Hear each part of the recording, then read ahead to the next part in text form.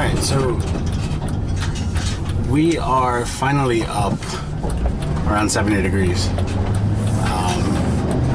Kind of bypassed the high 50s and low 60s and went straight to 70 from the 40s. So we've been kind of dead, but we got a call this morning for no air conditioning. I guess one of our customers had turned his system on just to check it out and noticed the outdoor unit had come on, ran for a little while, and then he said that the fan shut off. So I don't know if it's just the fan or if it's everything. So I'm thinking maybe low on charge, something like that. This is a customer I did a video for, I guess it was around the end of last winter? I'm not sure. But it was the one trying to pull out the PSC motor and put the factory ECM motor back in, because it should have been warranted anyway. So trying to figure that all out. So that was that call. We checked the air conditioning out just to make sure that everything ran. I guess see, I don't remember when the calls were, but anyway, I remember just looking at it, making sure everything, turned on, and that was as far as we had gone with it because it was cold out. So when we get there, we'll see what's going on. Like I said, maybe it's low on charge. It's an older carrier system, from what I remember. So we'll take it from there. Hopefully it's nothing major. Doesn't sound like it if it wants to run. And I will take you guys along for the ride. So I will see you over there.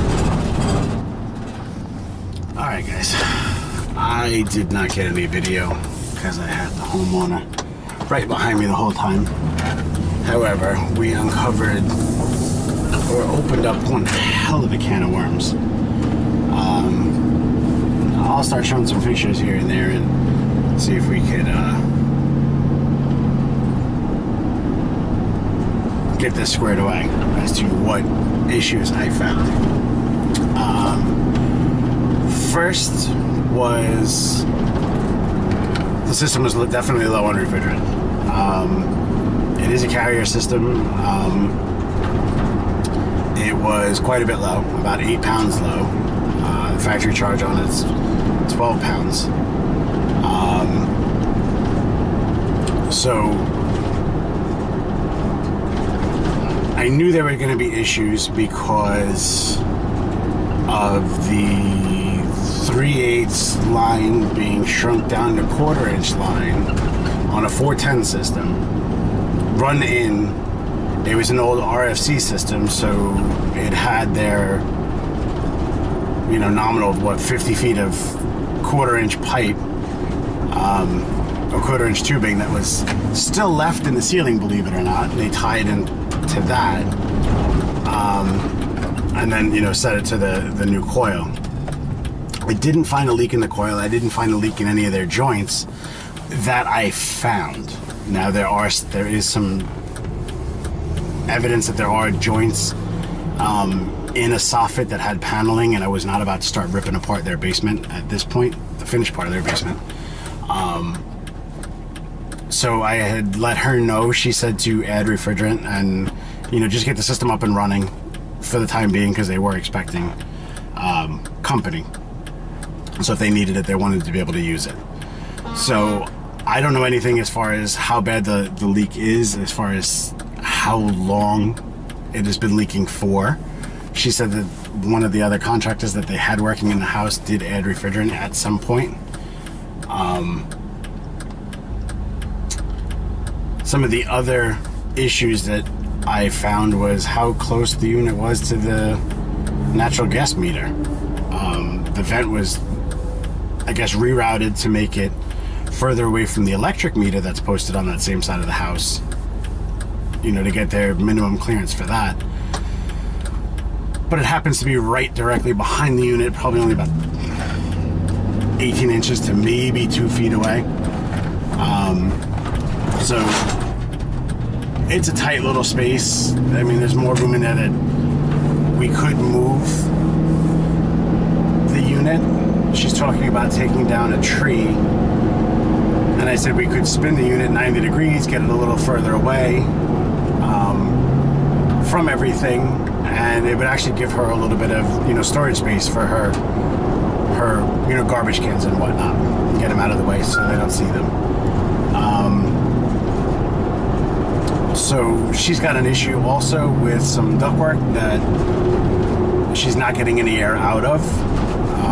It transitions from a basement to what went in underneath a slab part of the house. So I don't know if ductwork, if it's a damper that had vibrated closed over the years, or if somebody had shut, or worst case scenario is whatever ductwork was underneath there fell apart and kind of caved in. Back when the system was done, nothing was done with anything, you know, PVC lines under the houses, so if it was the old galvanized stuff, it may have just fallen apart.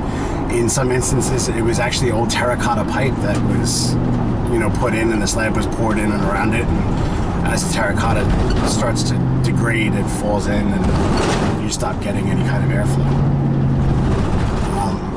So we have to delve into that when we go back to do, we're going to rerun, she would like us to rerun the refrigerant lines and get them sized the way they're supposed to be.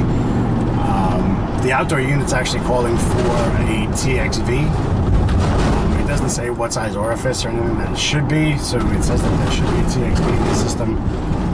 There is none. I'm assuming there's a piston in there because there is a, you know, a decent temperature pressure drop across that. So I'm assuming that there's a piston in there, but so we're going to see about getting a TXV for that, getting everything kind of squared away in the way it should. The ductwork is atrocious because it was never meant to have air conditioning. It does have an ECM motor on it. I'd like to see what the static pressure is, you know, when the system is running full bore, because it just sounds crazy. I mean, it's a 5-ton system, 5-ton condenser unit, 5-ton evaporator coil on, I don't remember what the BTUs was for the furnace, but it's got a 5-ton drive on it, and this thing's got to be pushing an inch of water column, if not more. It sounds like a beast. It is a 2-zone system. Both zones were open. It did relieve quite a bit of pressure when both zones, I realized that there was a second zone in the house. So we got quite a bit of work to do there. I want to kind of give her an idea, a ballpark of what everything's going to cost before I start getting in there and they freak out, because there is a ton of work. So that's pretty much it for that. Can't get any easy ones. You know, we've had a couple of little calls this year, you know, little startups which have turned into replacement quotes, believe it or not. So we'll see how that all plays out. We have quite a bit of work to do on a church. I guess 3 of the 10 condenser units are dead. They asked for a quote to replace them. I don't know if it was because they were leaking or if because the compressors were bad. But the church is here really part of the, you know, the Catholic diocese here is financially hurting, so we gave them a price to change the unit. We gave them a price, I guess they had gotten an idea of what was wrong with everything from somebody else before we got there.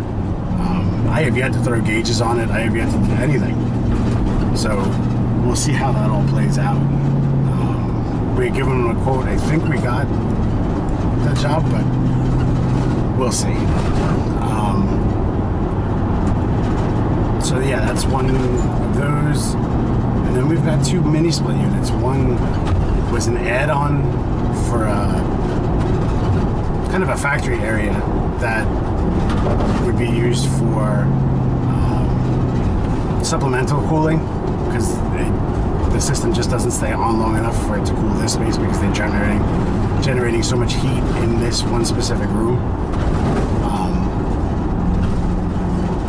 So it'll kind of be a supplemental, unit for that. And another one's just a change out. So old Mitsubishi from 1997, I believe. So an old, Mr. Slim piece of crap. So we will take it from there. Thank you for watching. And I will catch you guys on the next one. Bye.